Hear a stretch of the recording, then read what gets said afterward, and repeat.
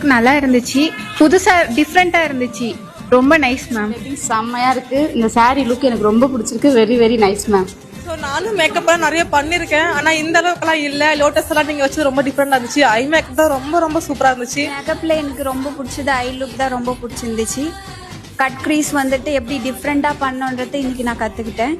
அதுவும் இல்லாத வந்துட்டு இவங்களோட மேக்கப்பில் எல்லாமே நீட்டாக இருக்குது, பார்க்கவும் ரொம்ப வந்து ஃபேண்டாஸ்டிக்காக இருக்குது. இன்னைக்கு லுக் ரொம்ப நல்லா இருந்துச்சுங்க மேம். அவங்களோட ஐஸ் அப்புறம் லிப்ஸ்டிக் எனக்கு ரொம்ப பிடிச்சிருக்குங்க மேம்.